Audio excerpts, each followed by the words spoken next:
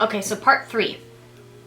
We're going to talk about premarital agreements. We're still talking about non-marriage cohabitation pre-marriage. So, going from the proposition that marriage is a civil contract to financially care for and support each other.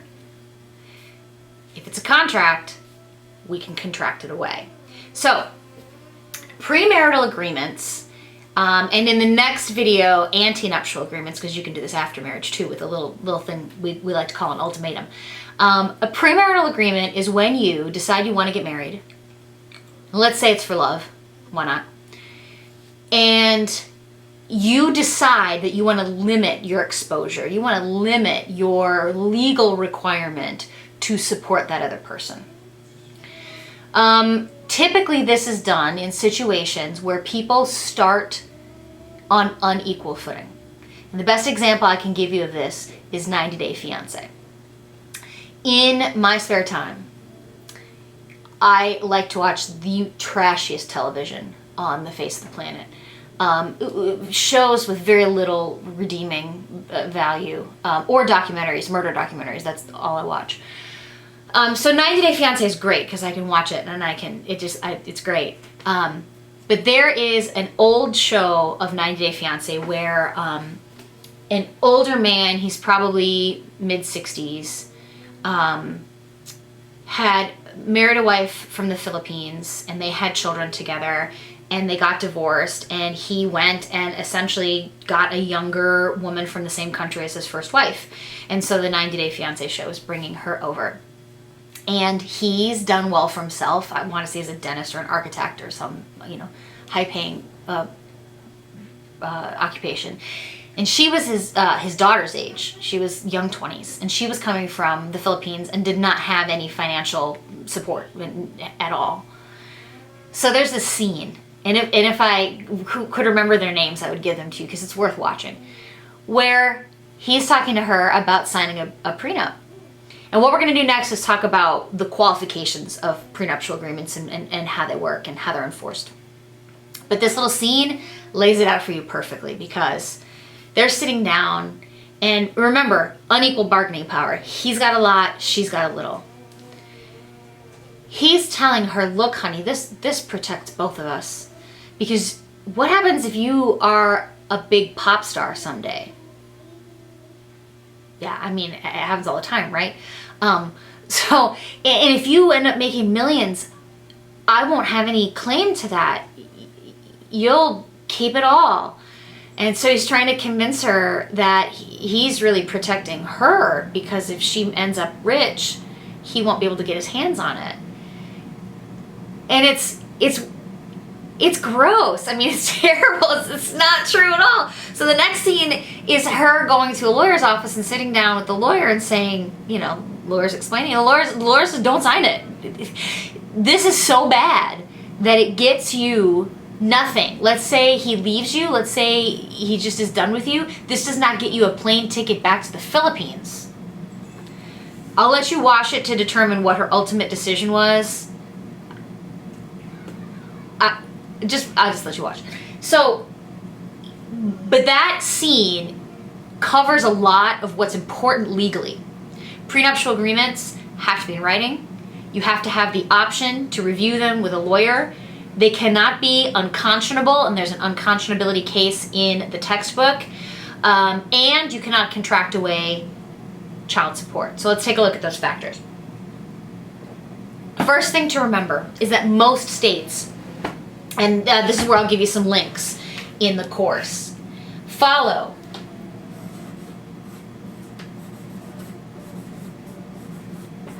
the Uniform Premarital Agreement Act. Now remember, whenever we have a model law, and that's what this is, it means that usually the Uniform Law Institute, a think tank of people, sit down and write this model law, and states have the option to pass it wholly or partially. But this is a pretty nationwide one where most states have signed on to embodied it in their own laws. So the Uniform Premarital Agreement Act is what covers premarital agreements. And a premarital agreement is a contract that you sign going into marriage to essentially get out of or negate some of the statutory protections for marriage or the statutory consequences of marriage. And they are all financial. Remember, this isn't about love. This isn't about religion. This is about money. This is completely about money, as marriage is, absolutely. So under the Uniform Premarital Agreement Act, premarital agreements have certain requirements.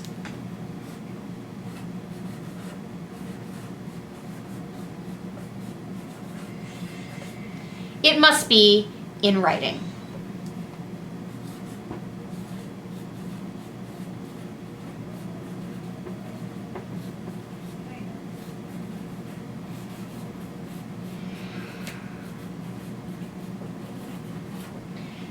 You have to have the opportunity to review it with an attorney. That doesn't mean you actually have to review it with an attorney, but in this 90-Day Fiancé example, it didn't matter much anyway. So you have to have the opportunity to review it.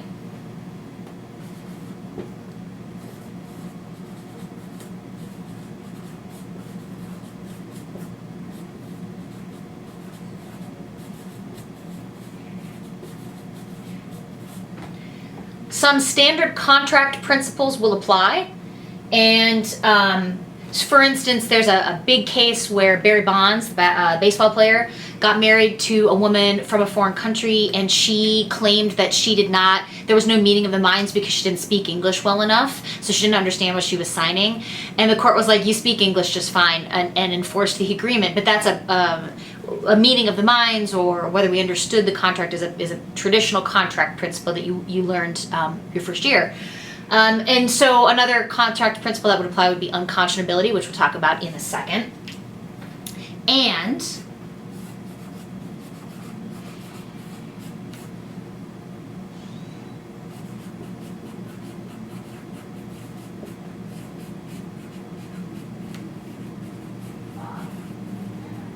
a premarital agreement cannot affect child support. It can't contract it away. It can't say, well, if we have children, I agree that I'm never going to financially support them. That's all on you, honey. It can't do that. So that's the basic outline of how premarital agreements work.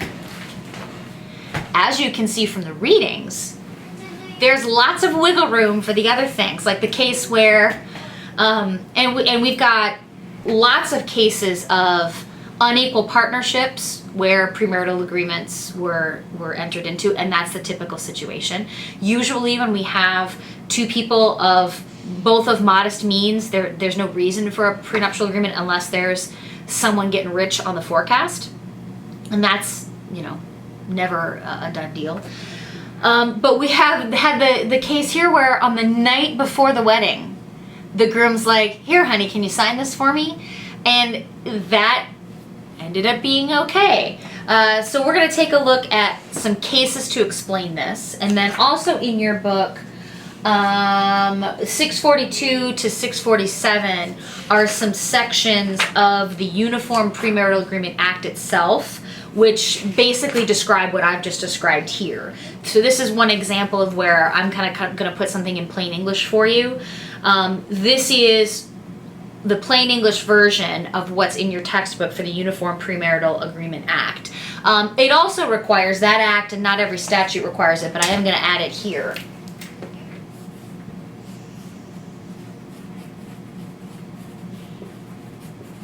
The Uniform Premarital Agreement Act also requires that the parties have to disclose accurately all of their assets to each other. So you can't sign away what you don't know you have, or what you don't know the other party has. So that's another standard provision in the Premarital Agreement Act. And that's basically it. So let's take a look at the illustrative case, because remember, when we look at these cases, some of them will illustrate the rule, some of them will illustrate the exception, and I'm typically going to tell you which one those are, which case that is. So Simeon versus Simeon, 581 Atlantic 2nd 162. So typical unequal financial relationship. We have a neurosurgeon and an unemployed nurse. So you guess which one is making more money. The neurosurgeon had a $90,000 a year income, and this was back in 1990. Back when I was in high school, wearing frosted eyeshadow, this guy was making $90,000 a year, and he had a net worth of $300,000, which was a lot back then. And on the night before they get married, I want to know how this happened. The trash TV addict in me wants to know how. I want to see I want the roll footage. I want to see what happened. I don't know what she's doing.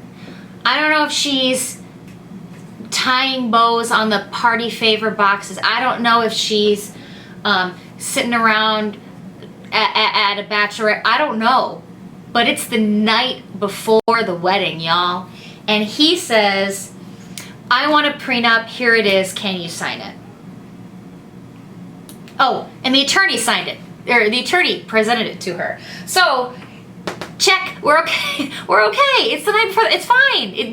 There's nothing in the Uniform Premarital Agreement Act that says you got to have 72 hours to review it or anything like that. So, talk about that's not destined for divorce at all. Oh, how'd you spend the night before your wedding? Reading my prenup to determine whether I was going to sign it. I didn't know it was coming, which is what she says in the case.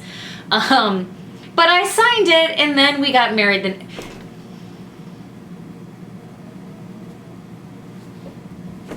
Is it legal? Yeah. Is it a good idea?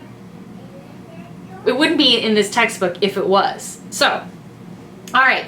So the premarital agreement financially protected him because he's the one that had the assets.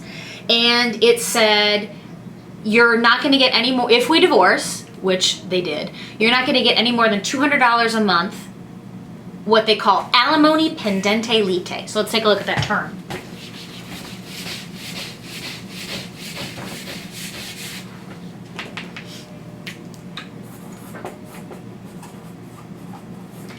Alimony, you'll see this a couple of places. Courts, states use this term in different ways. This and the other term, spousal support, are usually used, they can be used in a couple of different ways. But when we talk about alimony or spousal support, we're typically talking about the rich spouse paying the poor spouse money while the divorce is pending. Some states use the word alimony to describe a property distribution, but that's not typical. And then when we use the phrase pendente lite, that means for the pendency of the litigation. So this is true spousal support. The terms are, in this case, synonymous. Alimony pendente lite, spousal support, is maintenance money paid to the poor spouse from the rich spouse while their divorce is pending. Sometimes spousal support can happen after the divorce is over, not always. We'll talk about it later in the course, but it's becoming rarer and rarer. And the reason we had it was because without it, you could have the traditional historical kind of marriage where the husband left the house and he made lots and lots of money, supported the family financially, while the wife stayed at home and raised children. There's a really interesting Kentucky case coming up that says this more beautifully than I ever could.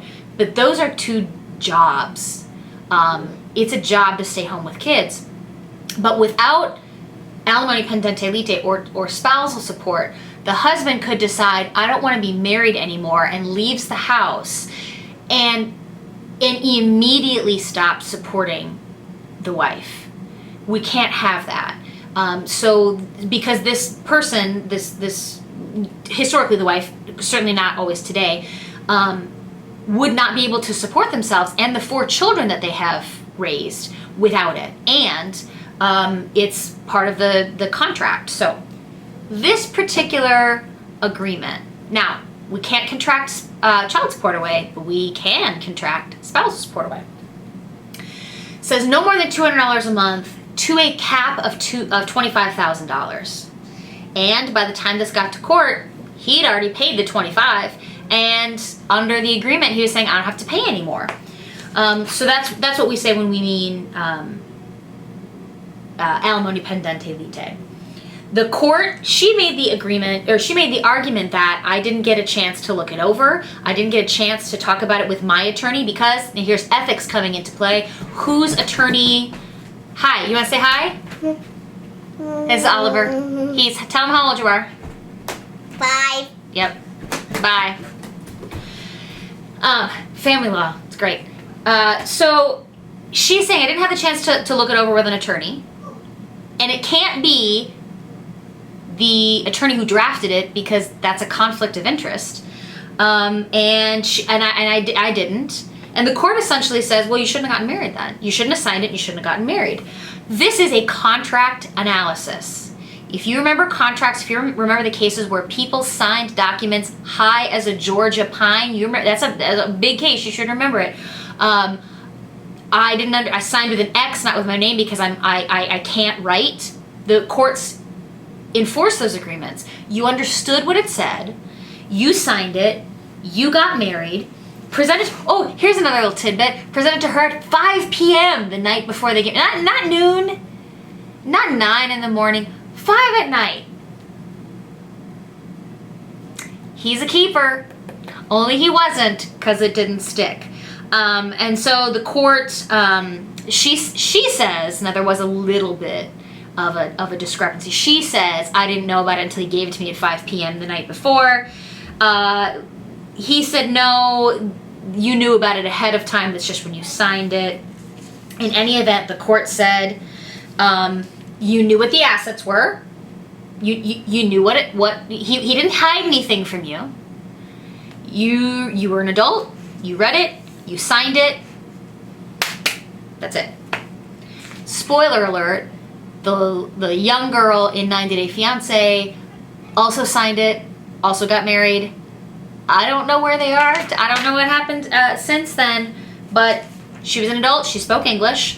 And so understand that there are other cases that talk about premarital agreements, not only in the context of family law, but in contract law, because they are a contract. Okay. Now, premarital agreements are almost always entered into by people of unequal bargaining power because one of them has something to protect. If they had equal bargaining power, if they had equal assets, there would be less need for a premarital agreement. But it's typically protecting the person that has high income and high assets against their marital responsibility to financially support the other one. So let's take a look at Lane versus Lane. And here's where we get into some contract principles. And if you want to feel better about the justice system, if you want to feel better specifically about the Kentucky Appellate Court bench, you'll read the concurrence. And I'll read a little bit of it because it's a thing of beauty. I'm not sure who Justice Graves is because I practiced in Indiana and Virginia. But it's a beautiful thing that's written here, and we'll talk about it in a little bit. Okay, so in Lane versus Lane, Kentucky case 202 Southwest 3rd 577. Okay, here, it's 3 days before their marriage, they enter into a prenup. Again, unequal. We have the woman, the wife is a night desk clerk, earns $19,000 a year, 29. Husband is 26, but he's a stockbroker, earning $166,000 a year. They're married for 9.5 years. They have children. She does not work during that time frame because she's home raising the children. By the time they get divorced, he's making $1 million a year and wants to enforce the prenup, giving her nothing. So the court essentially talks about what it did in the last case, that she knew what she was signing. It was in writing. She had 3 days to look it over. Prenuptial agreements are not in general against public policy. We enforce them. But the court looked at this as unconscionable, unfair, and shocking the conscience unfair. Think about that for a minute. So in this situation, we have people who enter into it someone making $19,000 a year, someone making almost $200,000 a year, up to $1 million a year by the time they're divorced, and the person who doesn't make any money stayed home, didn't work, raised kids, and she didn't work because she was raising kids. She didn't just not work. She didn't work because she was raising the children at home. And the court looked at this and said she'd be entitled to a lot if she didn't have this premarital agreement. What was her alternative? Well, not to get married. But the court looked at this under an unconscionability doctrine and said the more one-sided it appears, and hey honey, you might be a pop star and it'll protect your millions, is pretty one-sided. The court looked at it and said, we can look at unconscionability. Now, there's no bright line test to determine what's unconscionable and what's not. The court looked at it and said this maintenance, because the trial court initially had said it's unconscionable, we're going to give her maintenance at $12,000 a month for 3 years. That's a chunk of change. I'm sure less than, they didn't give her property distribution, didn't give her half of the whole estate. But the court looked at, when determining unconscionability, the court's going to look at the totality of the circumstances and see how one-sided the agreement is. Court said she not only stayed home to raise children, but she was employed when she did that, and she quit her job to raise her children. So she put herself in a lesser financial position than she was already in to take care of the children. And that's a job.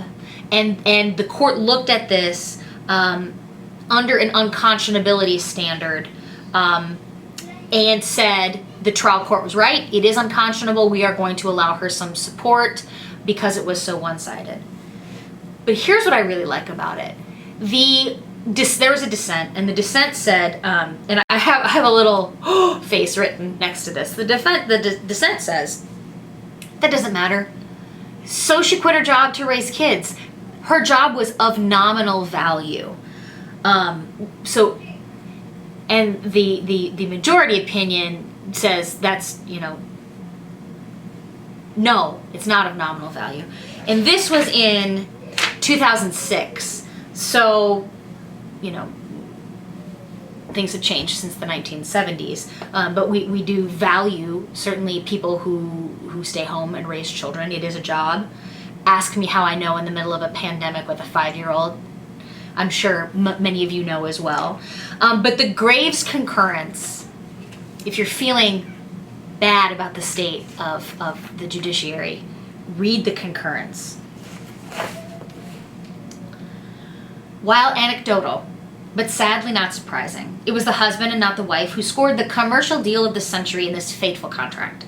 Perhaps the wife felt lucky to receive the scraps she did obtain, as she was granted the ultimate privilege of being this man's wife and bearing his children for at least the duration of her youth.